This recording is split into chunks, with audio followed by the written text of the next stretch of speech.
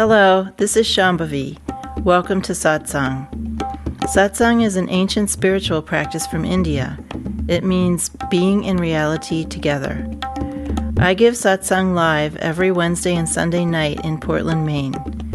This Dharma talk was recorded during one of our Wednesday night gatherings. Please visit jayakula.org to learn more about the teachings. You can find video satsangs on Jayakula's YouTube channel, and my books are all available on Amazon.com. Much love to you, wherever and however you are.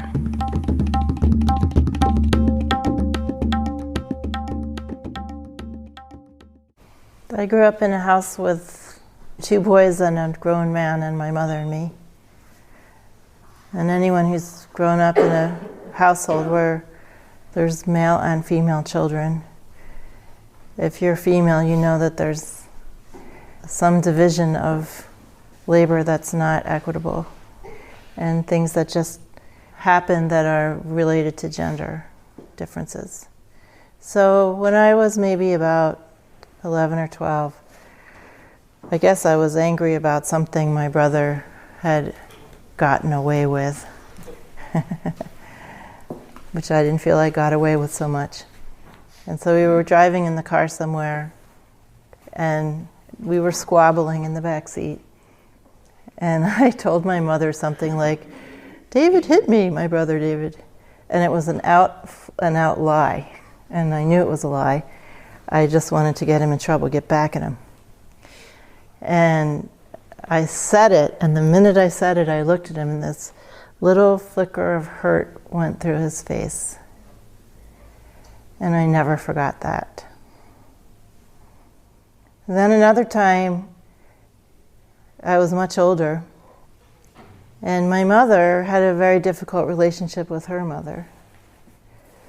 And particularly, my grandmother would never let anybody cook with her, and would even give people recipes with ingredients left out so that the recipes would flop. So that no one could really compete with her cooking. And apparently there was a lot of contention around these kinds of things with my mother and her mother, my grandmother. So I don't know how old I was, but at least in my 20s. And I was in the kitchen with my mom, and we were cooking, and she said, "Don't you think we work well in the kitchen together?" And I was angry at her about something, and I said, "No." And I knew exactly what I was doing. And I looked at her, and I saw the hurt in her whole body and her face. And I never forgot that either. I could, if I put my mind to it, I could look back over my entire life from kindergarten till now and remember every single time I deliberately hurt someone's feelings. Luckily for me, there are not that many of those times. I'm not saying that people weren't hurt because of my actions or how they saw it because, I've left lovers and I've done all that stuff. But I mean, deliberately tried to hurt someone. Or even a few times just inadvertently said something really unconscious and unthoughtful and it hurt somebody, right? I could remember every single one of those times. And I could also think back to all the times I didn't say anything when someone did something hurtful to me, whether it was deliberate or not. When I didn't say anything when someone was just going through whatever they were going through and were nasty to me or dismissive or didn't listen to me when I was talking, or all of these things that happen in the fabric of our everyday lives. I could never count or remember the innumerable times I did not retaliate against people when they even did pretty heinous things to me, right? Where instead I really saw their pain and didn't want to do anything to retaliate. And sometimes when I was younger, I used to think, why am I always standing by letting these people do these things? And now I realize that when I think of those innumerable times, and they are innumerable, that is really divinity. That's part of how I was expressing my connection to divinity and experiencing goodness, not weakness, goodness. I wasn't being a doormat, I was just seeing how the other person was and not wanting to do anything to make it worse for them, even if they were making it way worse for me. And what I wanted to start off by saying tonight is that when you deliberately try to hurt other people, or deliberately try to belittle someone, or deliberately try to disparage anyone, or get back at anybody, or beat anybody out deliberately, even if you don't remember every single one of those times, they will stay with you. They will hurt you. They will cause you pain and suffering, even if you don't recognize it. You never, ever, ever, ever find God by behaving that way. You can only find your own goodness, your own divinity, by treating other people with empathy and not retaliating or trying to hurt someone just because they hurt you. In any circumstance.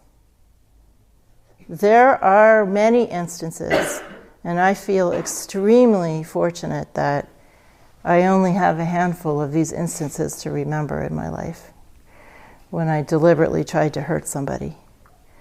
But for some of us, that isn't the case. For some of us, deliberately trying to disparage someone else or hurt somebody else or get the better of someone is the tenor of your everyday experience. And if you are locked in this kind of behavior, you are making yourself sick. That's all that's happening. You are making yourself sad. You are making yourself lonely. You are making yourself feel bad about yourself. Even if you don't recognize it consciously, that is what is happening. And any tiny, tiny little momentary satisfaction that you get from doing that in no way changes the fundamental situation, which is that you are doing damage to yourself, to your feeling about yourself. So I want to read a quote that is probably one of the most famous Ma quotes, Nana Mai Ma, and I just want to talk about it a little bit. I'll read the whole thing and then I'll go back and talk about it. Some of you have heard this many times before. My consciousness has never associated itself with this temporary body. Before I came on this earth, Father, she's talking to Paramahansa Yogananda here, I was the same. I grew into womanhood, but I was still the same. When the family in which I had been born made arrangements to have this body married, I was the same. And Father, in front of you now, I am the same. Even afterwards, though the dance of creation changed around me, in the halls of eternity I shall be the same. This is such a beautiful thing. I think it's one of the most beautiful, profound things Ma ever said, as far as I know. So what enables us to feel this divinity, which is always the same, and then have the sincere desire not to make difficulties for other people, is contact with the same thing that Ma's talking about. It's not just her, it's also us. We are always the same. Our essence nature is always the same, no matter what is happening. Even if terrible things are being done to us. I mean, most of you know that I was raped when I was 15. And still, even in that situation, I'm not bragging, I'm just saying, I felt empathy for the person that did this to me. It just so happened that that was the way it was.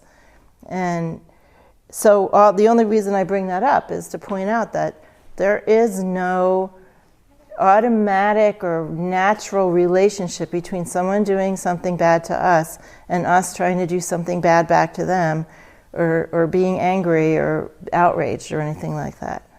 There's no natural relationship between those things. That relationship of wanting revenge or being very, very angry or whatever it is, all those things that only make us suffer more, that is all belongs in the realm of karma. The temporary, the impermanent, right? But what belongs in the realm of eternity, in the halls of eternity, as Ma said, is recognizing that you are never just this temporary body. When she says that, she doesn't mean something transcendental like, oh, I'm really an angel, bodies aren't important.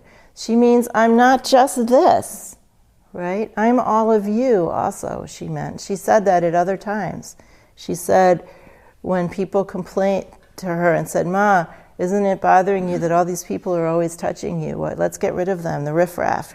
And she always said, what do you mean? They're just part of me. Why would I? She said, being annoyed at them is the same as being annoyed at me touching my own arm. Why would I be annoyed about that?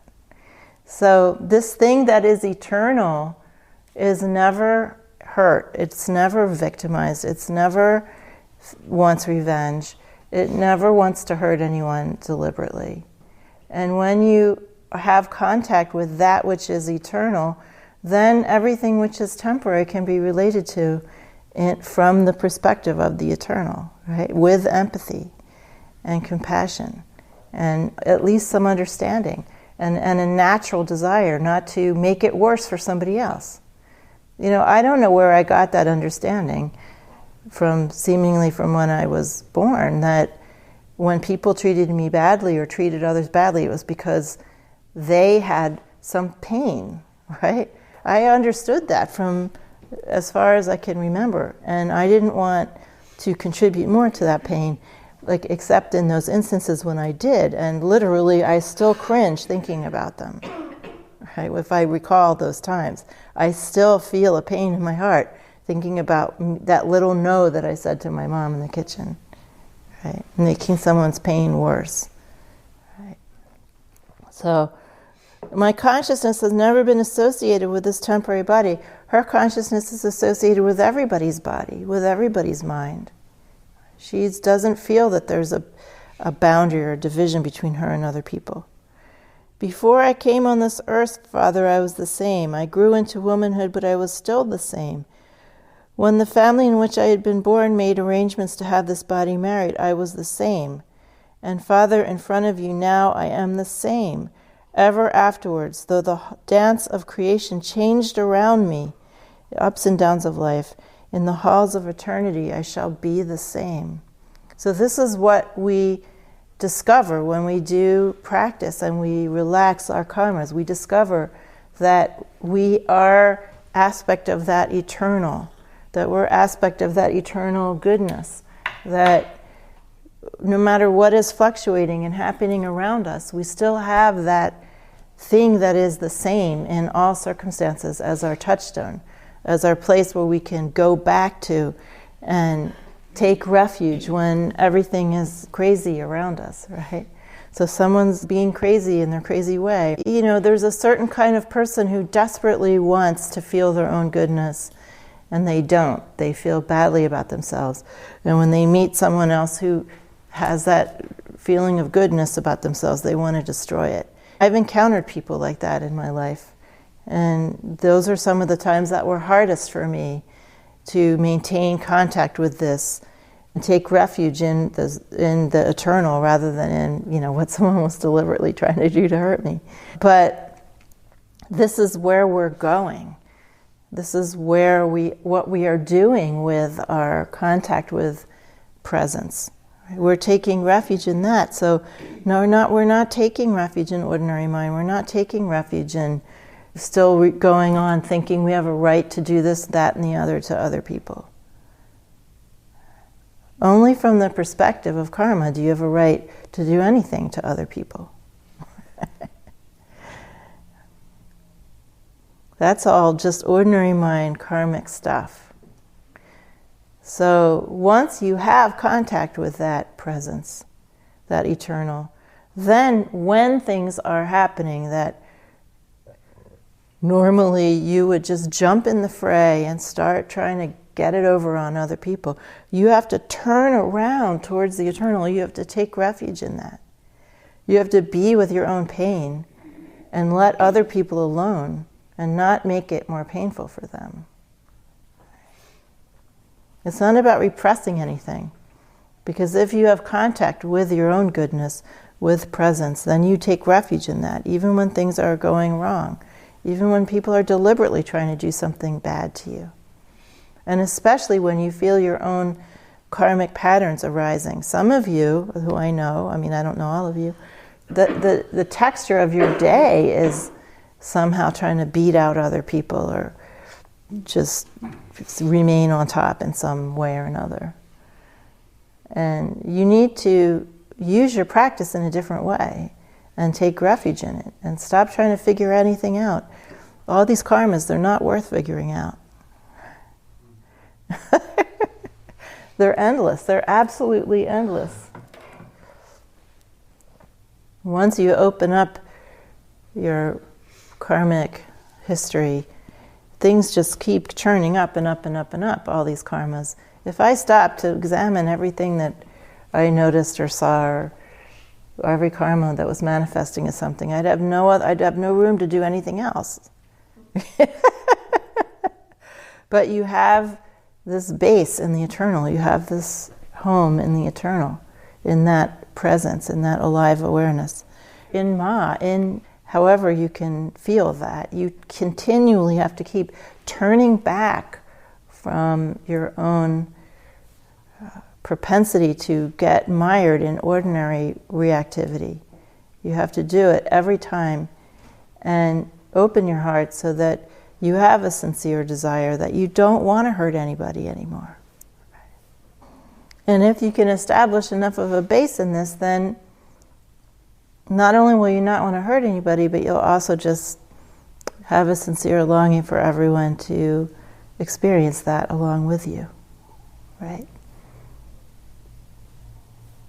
Then not only will you be able to just take care of yourself and find your own home again in your heart, but you'll also eventually have the ability to share that, right, in some way with other people.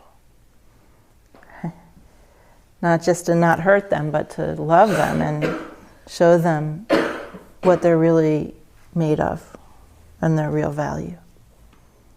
So if you're nurturing anything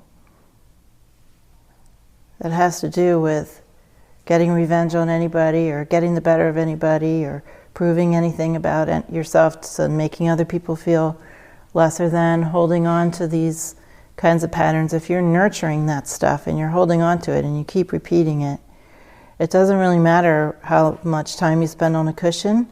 It doesn't really matter going through the motions of doing seva. If you're still really nursing those things and you still think you have a right to go around criticizing everybody and disparaging people and getting your yayas out, if you still are harboring the very erroneous idea somewhere in you that you are justified in that kind of hurtful behavior.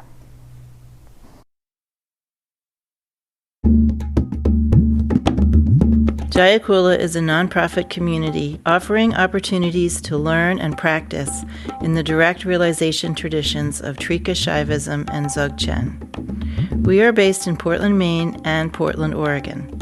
Visit jayakula.org to explore more of our offerings.